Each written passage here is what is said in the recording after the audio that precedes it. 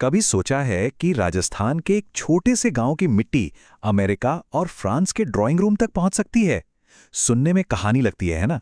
पर यह कहानी नहीं, ये हकीकत है नागौर के बू गांव की, जहां सदियों पुरानी कला आज पूरी दुनिया में धूम मचा रही है।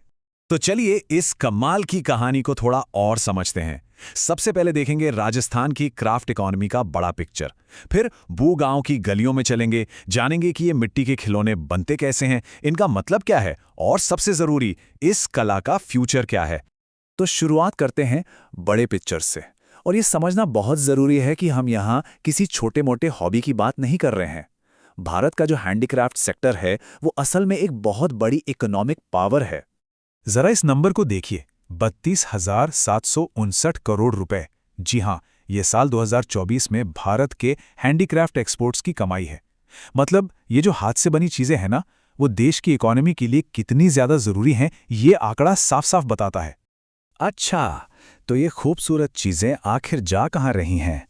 जवाब है पूरी दुनिया में। और सबसे बड़े खरीदार कौन है? अमेरिका, यूके, यूएई, जर्मनी और फ्रांस। इससे एक बात तो बिल्कुल साफ है कि भारत के ट्रेडिशनल आर्ट की डिमांड दुनिया भर में है, और अमेरिका तो लिस्ट में सबसे ऊपर है। तो ये तो हुई बड़ी इकोनॉमिक पिक्चर की बात। अब चलिए जरा जूम इन करते हैं और एक बहुत ही खास जगह पर फोकस करते हैं। हम चल रहे हैं राजस्थान के एक छोटे से गांव, जहां एक अनोखी कला पीढ़ियों से सांस ले रही है। तो सवाल ये है कि भाई इस गांव में ऐसा क्या खास है? नागौर जिले का ये बू गांव आखिर किस आर्टवर्क के लिए इतना फेमस है कि हम इसकी बात कर रहे हैं? और जवाब है मिट्टी के खिलौने। जी हां, कोई फैंसी मशीन नहीं, कोई मॉडर्न टेक्नोलॉजी नहीं, बस हाथ से बने हुए मिट्टी के खिलौने। यही इस गांव की पहचान है और यही इसकी विरासत। ये देखिए जरा इन्हें, ये हैं भू गांव के मशहूर मिट्टी के खिलौने। जानवर, देवी देवता, गांव की जिंदगी, हर चीज को मिट्टी में उतार दिया है। ये जो प्यारी प्यारी आकृतियां हैं ना, ये पीढ़ियों से चले आ रहे हुनर का सबूत हैं। ये सिर्फ खिलौने नहीं, बल्कि गांव की रूह का एक हिस्सा है।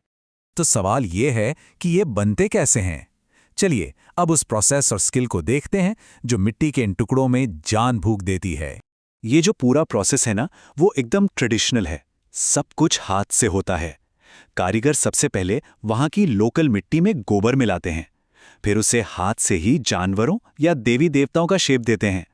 इसके बाद इन्हें भट्टियों में पकाया जाता है ताकि ये मजबूत हो जाएं, और आखिर में इन पर नेचुरल कलर से पेंटिंग की जाती है। और फिर नतीजा कुछ ऐसा दिखता है। भगवान गणेश की मूर्तियों से लेके दौड़ते हुए घोड़े और ऊंट तक, ऐसा लगता है जैसे हर खिलौना अपनी एक कहानी सुना रहा हो। और सबसे कमाल की बात क्या है पता है? ये कारीगर ये सब बहुत ही सिंपल टूल से कर देते हैं। ये उनके हुनर को और भी ज्यादा स्पेशल बना देता है। पर ये मिट्टी की मूर्तियां सिर्फ सजावट का सामान नहीं है, नहीं, ये उससे कहीं ज्यादा हैं।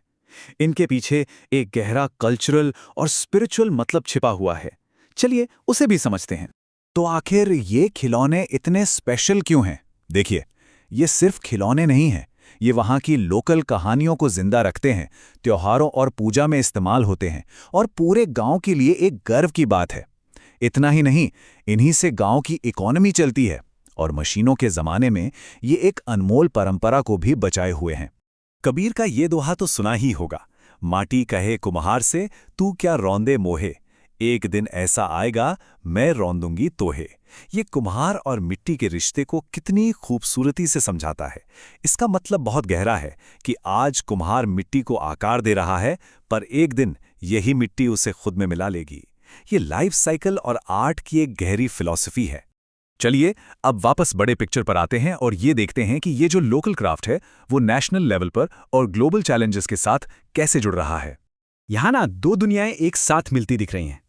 एक तरफ है बू गांव की हाइपर लोकल आर्ट, मतलब एक ऐसी कला जो वहीं की मिट्टी, वहीं की पहचान से जुड़ी हैं, और दूसरी तरफ है वोकल फॉर लोकल और मेक इन इंडिया जैसे नेशनल मूवमेंट्स जो इस जैसी कलाओं को एक बड़ा प्लेटफॉर्म दे रहे हैं। और खासकर वोकल फॉर लोकल का जो नारा है, उसने लोगों का नजरिया काफी बदला है।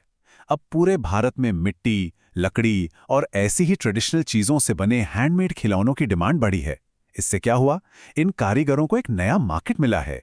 लेकिन जैसा होता है सब कुछ परफेक्ट नहीं है। इन कारीगरों के सामने आज भी बहुत बड़े चैलेंजेस हैं। बाजार तक सीधी पहुंच नहीं है, पैसों की कमी रहती है, नए इक्विपमेंट नहीं है, और शायद सबसे बड़ी चिंता यह है कि जो नई जनरेशन है वो इस कला में ज़्यादा इंटरेस्ट नहीं ले रही है। और यही बात हमें इस आखिरी और शायद सबसे ज़रूरी सवाल पर ले आती है। आज की इस मॉडर्न, ग्लोबलाइज्ड दुनिया में ये सदियों पुरानी कलाएं कैसे जिंदा रह सकती हैं, कैसे फल फूल सकती हैं? और ये सवाल सिर्फ बूगांव का नहीं है, बल्कि दुनिया भर की ऐसी हजारों ट्रेडिशनल आर्ट्स के फ्यूचर का सवाल है।